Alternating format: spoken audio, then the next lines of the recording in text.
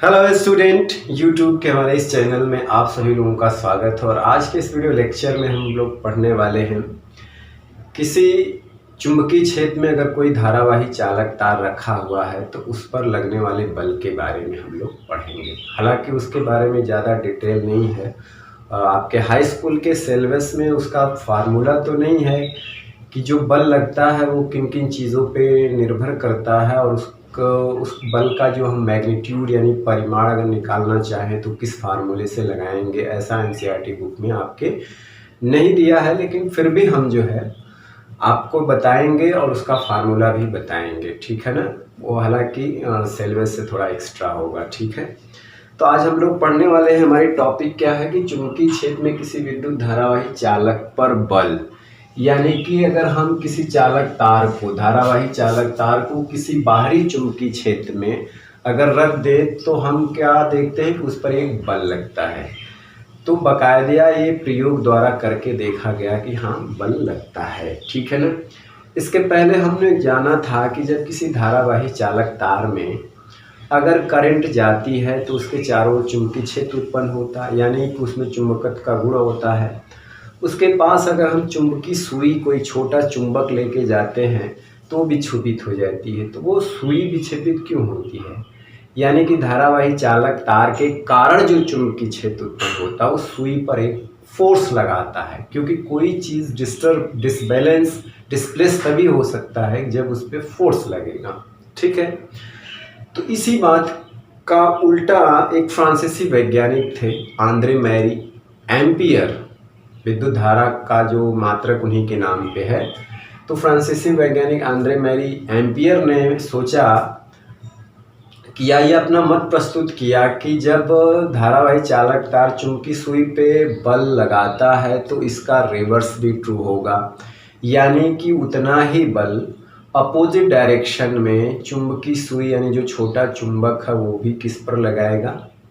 धारावाही चालक तार पर। यानी कि यहाँ पे क्या होता है कि एक धारावाही चालक तार के कारण चुंबकीय क्षेत्र होता है, एक चुंबकीय सुई यानी जो छोटा चुंबक है उसके कारण चुंबकीय क्षेत्र होता है। दोनों एक दूसरे पे फोर्स लगाते हैं एक अपोजिट डायरेक्शन में, यानी दोनों में इंट्रैक्शन होता है। दोनों में क्या होता है? इंट्रैक्शन होता है। और उस इंट्रैक्शन यानी कि दोनों एक दूसरे पे फोर्स लगाते हैं, उन दोनों फोर्स का परिणामी जो होता है वो रिजल्टेंट फोर्स होता है। दोनों एक दूसरे पे फोर्स लगाते हैं और उन दोनों फोर्स का जो रिजल्टेंट होता है वही परिणामी फोर्स होता है। यानी कि उसी डायरेक्शन में किसी बाह्य क्षेत्र में, चुंबकीय क्षेत्र में अगर कोई चालक तार धारावाही रखा है तो उसी रिजल्टेंट फोर्स के डायरेक्शन में वो चला जाता है, ठीक है ना। उसी डायरेक्शन में वो क्या करता है? चला जाता है, ठीक है। सिंपल प्रयोग द्वारा हम इसको समझने की कोशिश करेंगे। क्या करेंगे कि हम एक तरह से यू आकार, यानी कहने का मतलब एक नाल चुंबक लेते हैं कुछ इस तरह से। इसका यस ध्रुव इधर है, यन ध्रुव ये है। आप ये पढ़ चुके हैं कि किसी चुंबक के अंदर जो क्षेत्र रेखाएं होती हैं और यस से यन की तरफ चलती हैं, बाहर जो होती हैं वो यन से यस की तरफ चलती है, ठीक है ना। तो ये बाहर जो है यन से यस की तरफ चलेंगे, यानी हमारा चुंबकीय क्षेत्र की जो डायरेक्शन है वो ये है, ठीक है ना। और करंट की डायरेक्शन ये है, यानी तार में हमने इस तार को इसके बीच ढीला करके बांध दिया और इस डायरेक्शन में करंट जा रही है, ठीक है ना।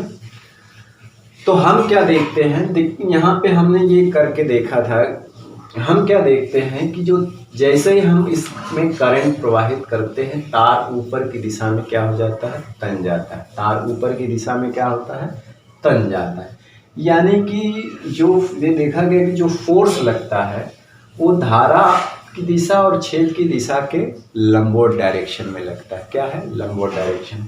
हमने और एक चीज किया कि या तो धारा की दिशा को उलट दें, या तो धारा की दिशा को उलट दें, या इनके ध्रुव परस्पर बदल दें। दोनों एक साथ नहीं, इसमें से किसी को बदल दें तो वो फोर्स जो है नीचे डायरेक्शन में, यानी कि नीचे दिशा में तन जाता है। ये जो फोर्स जो है नीचे डायरेक्शन में लगने लगता है। या तो धारा की दिशा बदल दें, या तो फिर हम ध्रुव बदल दें, यानी यस इधर कर दें या इधर कर दें।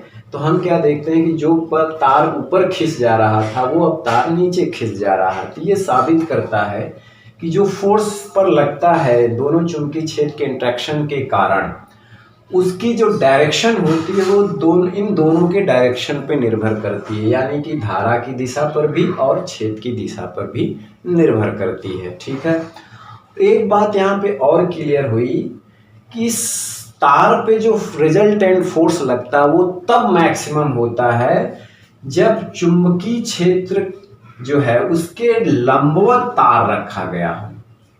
यानी कि जब हमने क्षेत्र के लंबवत तार को रख दिया तो हमने देखा कि ये मैक्सिमम तन जाता है, यानी उस वक्त जो फोर्स लगता है, यानी कि जब ये इस डायरेक्शन में, इस डायरेक्शन तो इस डायरेक्शन में, यानी ब्लैक बोर्ड से बाहर आने वाली डायरेक्शन में एक फोर्स लगता है एक तरह से, और वो फोर्स इन दोनों के क्या होता है, लंबवत होता है। इन दोनों के क्या होता है, लंबवत। यानी हम इस एक्सपेरिमेंट से ये पता किए कि जब इन दोनों धारा की दिशा और चुंबकीय क्षेत्र की दिशा परस्पर लंबवत होती है, तब जाकर के इस तार पर, यानी जो चालक तार है, इस पे मैक्सिमम फोर्स लगता है और उस फोर्स की दिशा इन दोनों की दिशाओं के लंबवत होता है। इन दोनों की दिशाओं के क्या होता है, लंबवत होता है। ठीक है ना। जबकि हायर क्लासेस में ये बताया गया है कि इसका जो मैग्नीट्यूड अगर हमको निकालना है, कब, जब हम मैक्सिमम फोर्स लगता है इस पे, जब इन दोनों की दिशा परस्पर लंबवत होती है, तब ये एक्सपेरिमेंटली ही देखा गया था कि जो फोर्स लग रहा है इस तार पर वो चालक तार की लंबाई पर के समानुपाती होता है, उसमें बहने वाली धारा के समानुपाती होता है, और ये जो बाहरी चुंबकीय क्षेत्र होता है उसके समानुपाती होता है। उसके क्या होता है, समानुपाती होता है। जब इन तीनों समानुपात का निशान हटाते हैं, अरे या तीनों को एक साथ मिलाएंगे तो ILB आएगा। ये कब ट्रू है, जब क्षेत्र की दिशा धारा की दिशा के लंबवत हो, माने किसी एंगल पे ना हो, लंबवत। तो एक कांस्टेंट आता है जिसको हम लोग कहते हैं KILB। ठीक है ना। अब क्या होता है कि एमकेएस सिस्टम में क्या होता है, एमकेएस सिस्टम में के की वैल्यू को, मापन पद्धति में के की वैल्यू को 1 रखें, मतलब ऐसा ने पैमाना चुना यहाँ पे कि ILB और F की वैल्यू को एमकेएस सिस्टम में रखा इस तरह से कि के की वैल्यू क्या है, हर बार 1 मिले, यानी 1 हो। यानी एमकेएस सिस्टम में के की वैल्यू 1 होती है तो जो फोर्स होता है वो ILB होता है। ठीक है ना। क्या होता है, ILB। हालांकि इसके बारे में डिटेल में आपको हायर क्लास में विधिवत पढ़ाया जाएगा, यहाँ पे सिर्फ इंट्रोडक्शन है। हालांकि हमने इतनी चीज़ें बता दी, ये NCERT बुक में दिया भी नहीं है। ठीक है ना। तो ये फार्मूला होता है। इसी फार्मूले के आधार पे जो V की डिफिनीशन भी दी गई है, V की डिफिनीशन, ठीक है ना। और B का जो हमारे चुंबकीय क्षेत्र का जो तीव्रता होती है उसका मैग्नीट्यूड को हम B से दिखाते हैं, और उसका एक फार्मूला यहाँ से मिलता है, और उसके फार्मूले से B के मात्रक भी मिलते हैं। हालांकि चुंबकीय क्षेत्र की तीव्रता का मात्रक टेस्ला होता है। क्या होता है, टेस्ला होता है, और गॉस होता है। क्या होता है, गॉस होता है, और इसको T से दिखाते हैं। 1 टेस्ला बराबर 10⁻⁴ गॉस होता है। ठीक है ना, 10⁻⁴, या एक गाउस में कितने टेस्ला होते हैं, एक गाउस में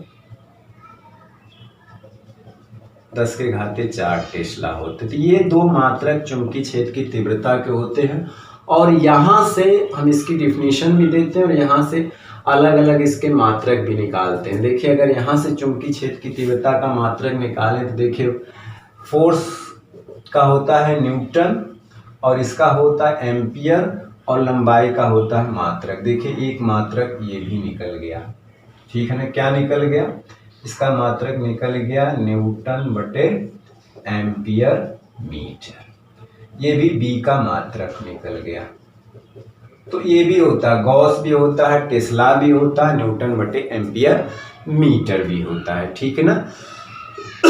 और भी आगे हम लोग पढ़ेंगे चुंबकीय फ्लक्स, तो इसका एक मात्रक और आएगा। ठीक है ना, वेबर पर मीटर स्क्वायर। एक मात्रक और होता है इसका जिसको हम लोग बोलते हैं वेबर बटे मीटर स्क्वायर, लेकिन यहाँ पे ध्यान नहीं देना आपको। ठीक है ना।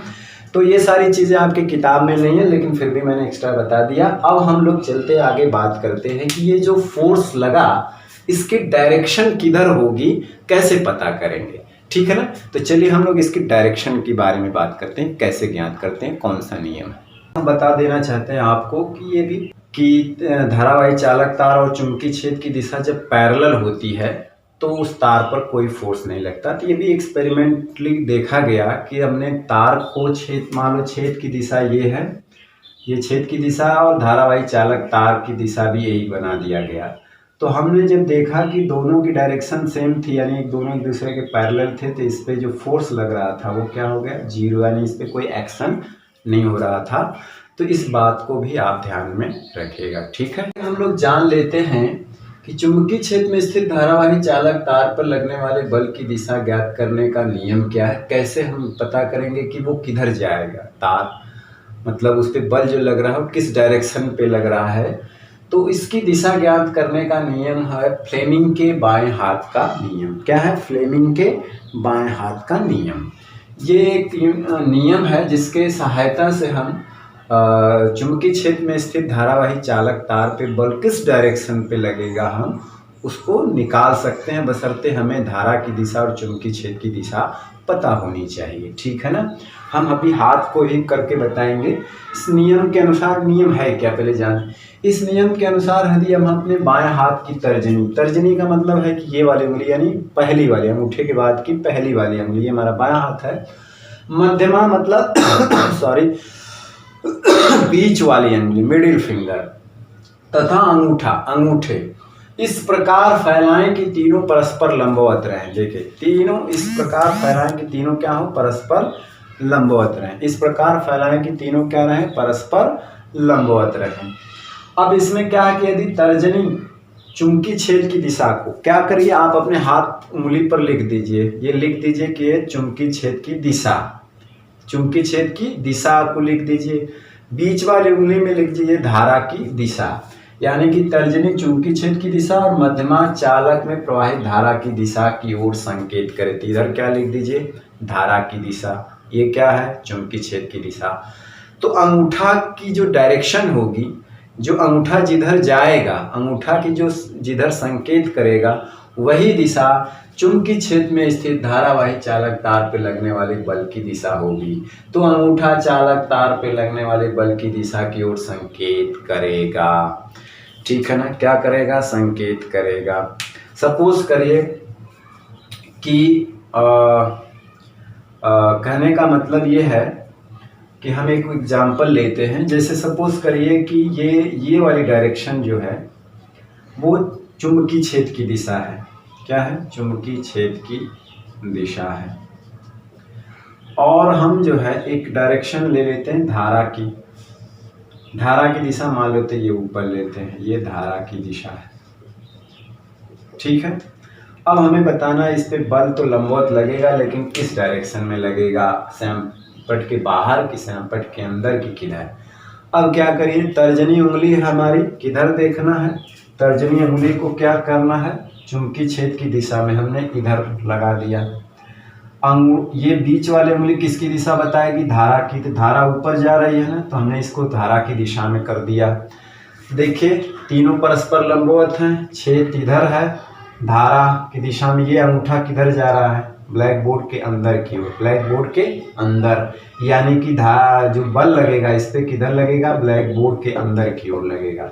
वहीं अगर हम धारा की दिशा को पलट देते हैं, यानी कि इधर कर देते हैं, तो देखिए क्या हो जाता है। अब धारा की दिशा, चुंबकीय क्षेत्र की दिशा इधर हो गई, धारा की दिशा हमने नीचे कर दिया।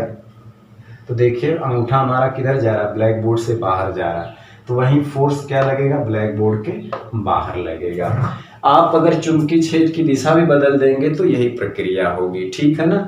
तो ये है फ्लेमिंग के बाएं हाथ का नियम। आप उंगलियों पर उसका संकेत लिख करके इसको ज्ञात कर सकते हैं, ठीक है ना। और एक नियम और होता है इसको ज्ञात करने के, जिसको हम लोग आगे पढ़ते हैं क्लासों में, वो है दाहिने हाथ के हथेली का नियम नंबर 2 के नाम से जाना जाता है। जैसे ये हमारा दाहिना हाथ है, इस पे ज़्यादा चर्चा नहीं करना है। तो इसमें क्या है कि उंगलियों की दिशा जो है चुंबकीय क्षेत्र की दिशा होती है, अंगूठा जो होता है धारा की दिशा में होता है, हथेलियों के लंबवत जो होता है वो बल की दिशा होती है। हथेलियों के लंबवत क्या होता है? बल। ये चारों उंगलियां किधर रहेंगी? छेद की दिशा में। अंगूठा किधर लगेगा? धारा की दिशा में। हथेली के लंबवत यानी ऊपर के डायरेक्शन में फोर्स लगेगा। तो उस पर ज़्यादा ध्यान नहीं देना है, क्योंकि हमें एक नियम ज़्यादा अच्छा से याद रखना है जो हम याद कर सकते हैं, तो वह फ्लेमिंग के बाएं हाथ का नियम। ठीक है ना। आइए हम इसी चीज़ पर हम कुछ जो है एक बोधात्मक कुछ क्वेश्चन कर लेते हैं। आइए पता करते हैं कुछ ऐसे सवाल हैं जिसमें हम कैसे बल की दिशा को मालूम करेंगे। ठीक है ना, चलिए देखते हैं।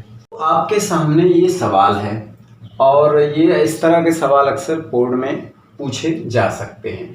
कह रहा है कि चित्रानुसार कोई इलेक्ट्रॉन है वो किसी चुंबकीय क्षेत्र में छेद के लंबवत प्रवेश करता है। ये चुंबकीय क्षेत्र की डायरेक्शन है और ये इलेक्ट्रॉन इस डायरेक्शन में प्रवेश करता है।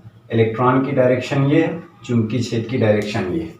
तो इलेक्ट्रॉन पर आरोपित बल की दिशा क्या है? इलेक्ट्रॉन पे आरोपित बल की दिशा क्या है? एक चीज हम यहाँ पे और क्लियर करेंगे कि जो फ्लेमिंग के बाएं हाथ का नियम आपने पढ़ा है वो धन आवेश की चलने की दिशा यानी कि धारा की दिशा के लिए बनाया गया है, यानी कि पॉजिटिव आयन के लिए बनाया गया है। ठीक है ना, क्योंकि धारा किधर बहती है? जिधर माना जाता है कि पॉजिटिव चार्ज चलता है।